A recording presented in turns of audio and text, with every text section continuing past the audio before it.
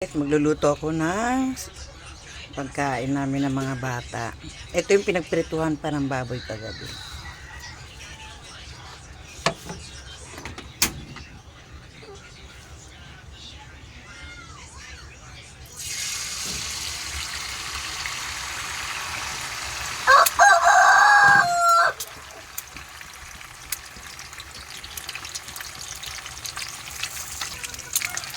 Ayan, malapit na.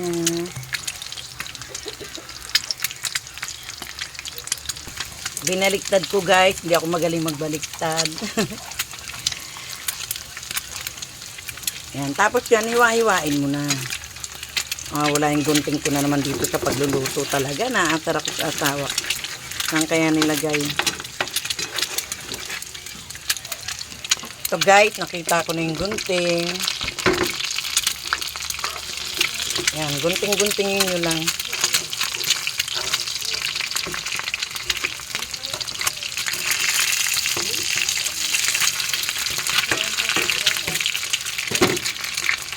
Tapos nyan, itabi mo muna. Ayan. Ilagay ang luya. Luya lang po walang sibuyas, walang bawang. Luya lang.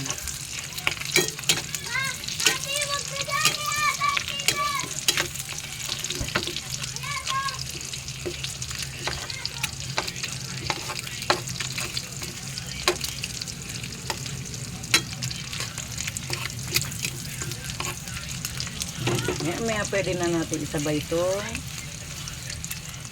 Ay! Mga ulo ng hipon. Sabay na natin sa luya.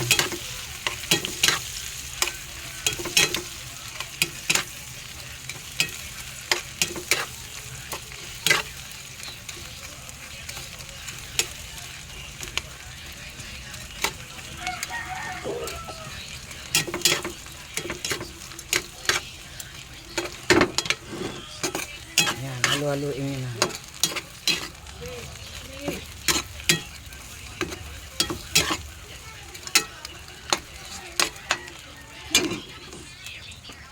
Ayan, tapos lagyan nyo ng water. Ayan, nilagyan ko ng tubig.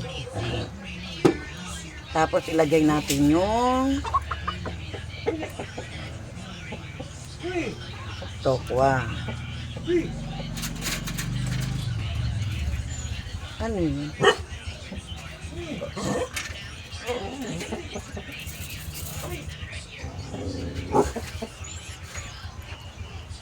Tokwa. Akala ko ano nangyari. Sumilip ako sa bintana kasi.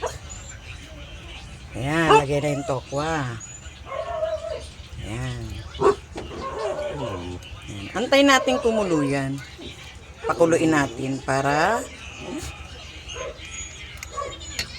andun yung yung lasa niya magsama-sama. Yung hipon, yung ulo na hipon. Tapos guys, nilagyan ko ng konting gata. Konti lang. Yan, ganyan lang. Tapos guys, lagyan natin konting oyster sauce. Konti lang. Seasoning. Sesame oil. Yan. Ngayon, saka natin ilagay yung katawan ng hipon. Yan. Para tumabay na siya dun kasi kumukulo na. Tapos nyan, lagay na rin natin yung kulay. Kaya masustansya po ito itong niluluto ko.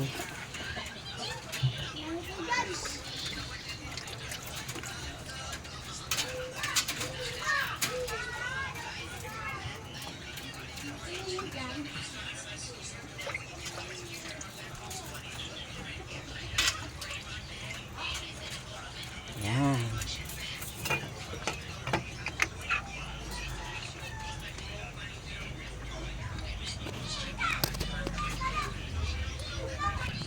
Yan. Tapos, pwede natin lagyan ng konting magic sarap lagyan. Nasa sa inyo na po yan. Kung anong gusto niyo. Ako isa lang naman magic sarap yan. Ayan. Haluin ko muna ha. Ayan guys, luto na yan. Hindi ko na patatagan kasi ayoko na maano yung gulay. Ayan, masarap na yan guys. Bye.